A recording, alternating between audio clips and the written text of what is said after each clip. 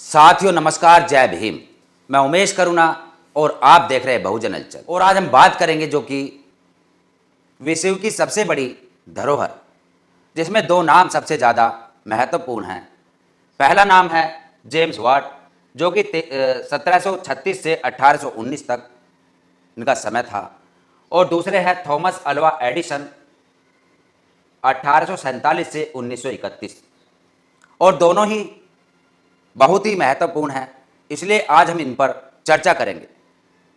यानी कि विज्ञान बनाम यदि हम पाखंड का नाम दें तो वह भी आज बहुत ही ठीक रहेगा, क्योंकि आज विज्ञान की बदौलत ही जो कि जेम्स वाट ने इंजन बनाकर आज के समय में जो कि हम आज यातायात के संसाधन, जिसमें कि गाड़ियाँ, व्हीकल, सभी जो कि जेम्स वाट की ही देन है, क्योंकि इन्होंने ही सबसे पहले जो कि भाप का इंजन बनाया था।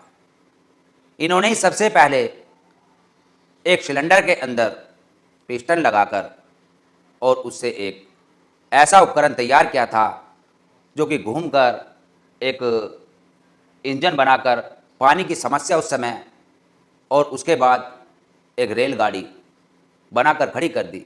और उसके बाद जो कि एक मॉडिफाई किया गया और बनते बनते यहाँ तक पहुँचे आज हम कि ऐसे उपकरण बन गए जो कि आज हम रोज़मर्रा की लाइफ में सभी यूज करते हैं, जिसमें कि मोटरसाइकिल, कारें, बसें, सभी चीज़ें जेम्स वाट की ही देन है।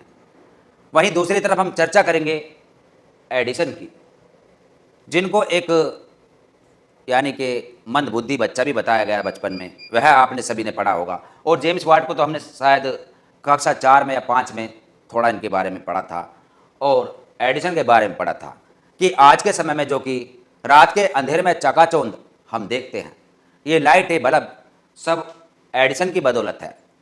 और एडिसन जो कि 1847 में पैदा हुए, यानी कि 1947 में हमारा भारत आज़ाद हुआ, और 1847 में 100 साल पहले एडिसन का जन्म हुआ।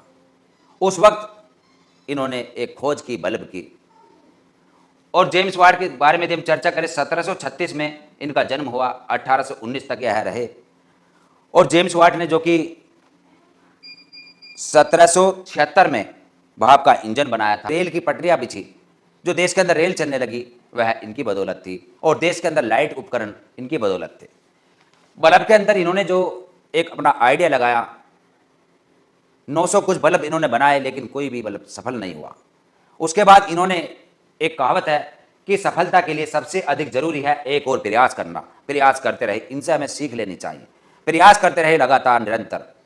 और उसके बाद इन्होंने जो था एक कांच के बर्तन के अंदर ट्रांजिस्टर की तंतु लगाई और आर्गन गैस का इन्होंने डालकर उस बल्ब को चमका दिया। ट्रांजिस्टर की तंतु जो कि एक चमक देती है, एक बहुत ही मजबूत धातु होती है, और ऑर्गन गैस जो कि उस प्रभाव को रोकने की क्षमता रखती है। और दोनों की ही सहायता से इन्होंने एक ऐसा बल्ब बनाया जो कि आज के समय में हम देखते हैं कि मॉडिफाई हो गए, एलईडी आ गई, सीएफएल आ गई, इस प्रकार से। लेकिन बल्ब की देन नहीं की थी, शुरुआत इन्होंने ही की थी। और उसके अलावा बम, गोले, बारूद सब आविष्कार होते रहे। इसलिए हम कहते हैं कि पाखंड को छोड़कर ज्ञान और आविष्कार की तरफ बढ़ने से ही हम पावरफुल हो सकते हैं। वहीं दूसरी तरफ हम बात करेंगे कि देश के अंदर आज जो पाखंड की दुकानें चल रही है, जिसमें कि ये कथाएं चलती है, कथा विक्रेता कथा बेचते हैं। इस प्रकार से उनमें और इनमें अंतर डिफाइन हम करना चाहते हैं। इन्होंने कोई कथा की दुकान नहीं चलाई, इन्होंने भी कोई पाखंड नहीं फैलाया। यदि चाहते तो इन आविष्कारों की वजह इनकी इनसे अलग कुछ और कर सकते थे। ये बच्चा जब बच्चा था, अंगीठी के ऊपर एक केतली देखी, केतली में पानी उबल रहा था, ढक्कन ऊपर उठ रहा था। यदि भारत का बच्चा होता तो वह उसके अंदर एक भूत समझता कि इसके अंदर कोई भूत है जो कि ढक्कन को ऊपर उठा रहा है। लेकिन इसने भूत ना समझकर उसकी शक्ति को पहचाना कि इसके अंदर एक शक्ति है, एक शक्ति निर्मित है, और इस शक्ति से मैं एक बड़ा चमत्कार कर सकता हूँ, बड़ा आविष्कार कर सकता हूँ। वो है इसने कर दिखाया। यह है पाखंड और विज्ञान के बीच का अंतर। और इसलिए हम इस बात को बार बार समझाएंगे कि पाखंड से निकलकर विज्ञान की तरफ बढ़े। विज्ञान ही हमारे देश को विश्व गुरु शक्तिशाली बना सकता है। आज हमारे भारत के अंदर यदि हम कोई भी चीज़ यूज करते हैं, कोई भी हमारे भारत की बनी हुई निर्मित नहीं है। यदि हम साइंस के उपकरणों की बात करें, यदि हम इंटरनेट भी चला रहे हैं, वह गूगल भी अमेरिका का है, यूट्यूब सब अमेरिका का है, हमारा नहीं है। सोशल मीडिया सब विदेशियों का हाथ में है। ये कैमरा है, यह भी सब विदेशियों ने बनाया। मोबाइल सब विदेशियों ने बनाया। यहाँ तक कि जितने भी बिजली के संसाधन हैं, यातायात के संसाधनों के अंदर जो इंजन वगैरह लगे, सब इन्हीं की देन है। और कभी कभी ऐसा लगता है कि हमने आखिर क्या बनाया ऐसे उपकरण में, क्योंकि अपडेट होना जरूरी है। और वहीं बात आ जाती है कि तौहीन नहीं करनी चाहिए अपने देश की। हमारा देश भी काफ़ी मजबूत रहा। हमारे देश में भी समय समय पर आविष्कार हुए, जो हम पहले ही बता चुके हैं कि जिस वक्त हमारे देश के अंदर एक बैल को काबू किया गया होगा, वह भी एक आविष्कार था। उस बैल के ऊपर हमारे लोगों ने, जो हमारे पूर्वज रहे, उसे नियंत्रण करने के लिए उन्होंने हर प्रकार से प्रयास किया हुआ होगा।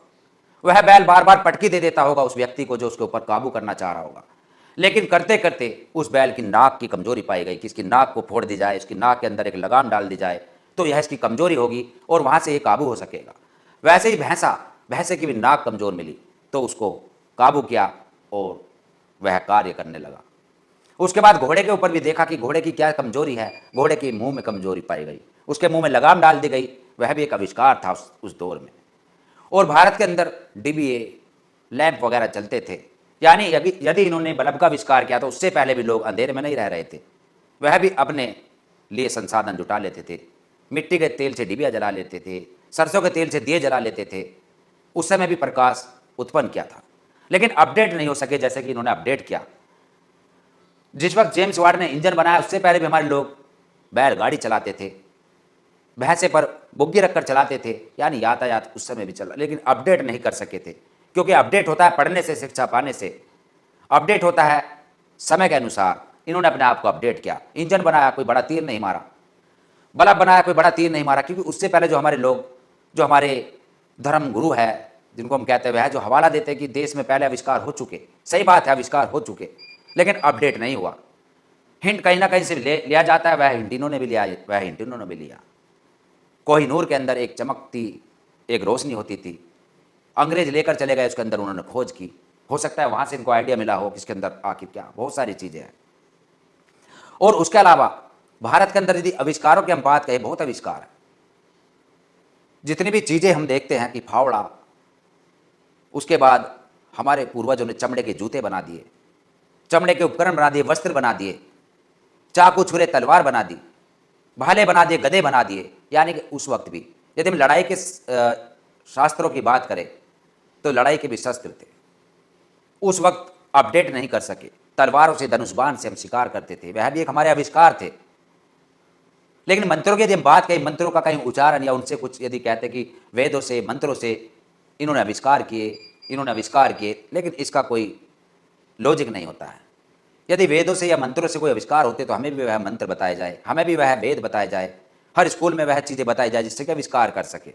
लेकिन ऐसा कुछ नहीं था। ये जातिवाद, ये धर्म, यह वन व्यवस्था के चलते ही हम अपडेट नहीं हो सके। और आज भी हम अपडेट नहीं हो रहे हैं। ये हम जो चर्चा कर रहे हैं लाइव में, हालांकि हमने अपने मोबाइल में जो कि फ्रंट कैमरा यूज नहीं किया, बैक कैमरा चल रहा है, हमें नहीं पता कौन लोग जुड़ रहे हैं। तो कहने का मतलब हमारा यही है कि विज्ञान बनाम पाखंड। इसलिए हमने ये बात रखी कि विज्ञान से आज देश के अंदर जो एक बड़ा बदलाव हुआ, जो दो धरोहर है विश्व की, जिनकी वजह से आज हम अपना जीवन ठीक प्रकार से यापन करते हैं।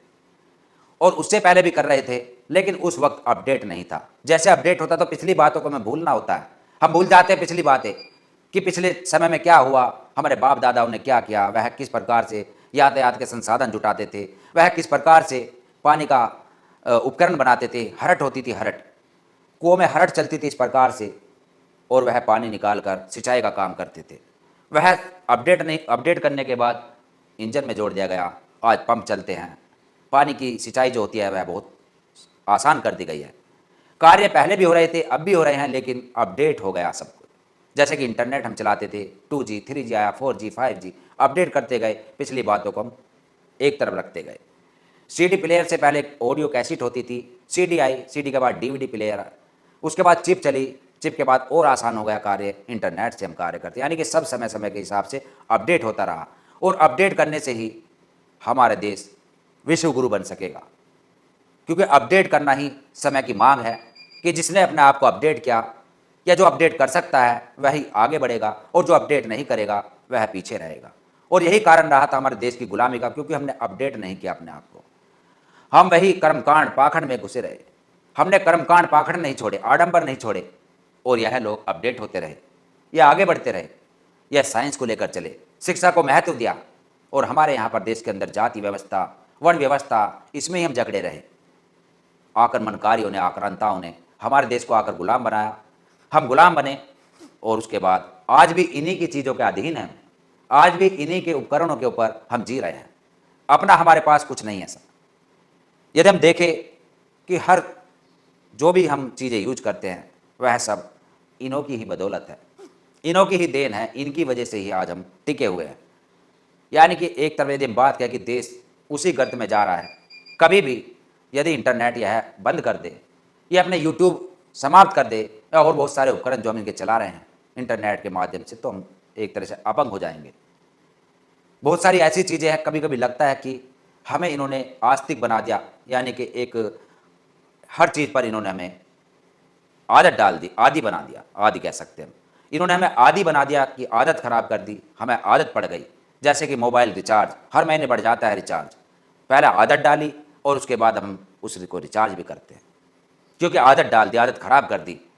और यही कारण रहा कि इन लोगों ने हमारी आदत खराब की। हमारी आदत खराब होने की वजह से ही हम एक आदी हो गए, हम इनके अधीन हो गए, और इन्होंने हमें उस समय गुलाम बनाया था। इंडिया ईस्ट कंपनी लाकर पहले हमें आदी किया, पहले इन्होंने हमें चीज़ें सिखाई, चीज़ें खिलाई, चीज़ें पिलाई, फिर हम उस चीज़ के आदी हो गए, और फिर हमने उसको जो था अपने जीवन में धारण कर लिया था। हमने बात बताई आपको कबीर को लेकर, संत शिरोमणि रविदास, बुद्ध को लेकर, उनसे जुड़ी हुई कि उस वक्त में वह ज्ञान का प्रकाश अपना इस देश की व्यवस्था में जो कमियां थी, जो कुरीतियाँ थी, उन कुरीतियों को दूर करने का काम हमारे कबीर साहब, संत शिरोमणि रविदास जी, उससे पहले तथागत गौतम बुद्ध समय समय पर करते रहे हमारे संत महापुरुष। और दूसरी तरफ विदेशों के अंदर यह अपने विज्ञान को अपडेट कर कर उससे आविष्कार करके हम लोगों को गुलाम बनाने का काम करते थे। कुल मिलाकर आज भी समय की यही मांग है, जो कि हम बात बता रहे हैं आपको, कि हमें विज्ञानवादी होना चाहिए, वैज्ञानिक दृष्टिकोण से जुड़े रहना चाहिए, तभी हमारे देश का उद्धार हो सकेगा, तभी हमारा उत्थान हो सकेगा, हमारा देश प्रगति कर सकेगा। वरना फिर यदि हम सोचते हैं, कभी कभी चिंतन करते हैं, तो गुलामी की ओर देश हमारा जा रहा है, क्योंकि हम लोग इनके अधीन हो गए। अपना हमारे पास इतना बड़ा कोई कुछ नहीं है। इस पर आपकी कोई भी राय है, राय दीजिए। धन्यवाद।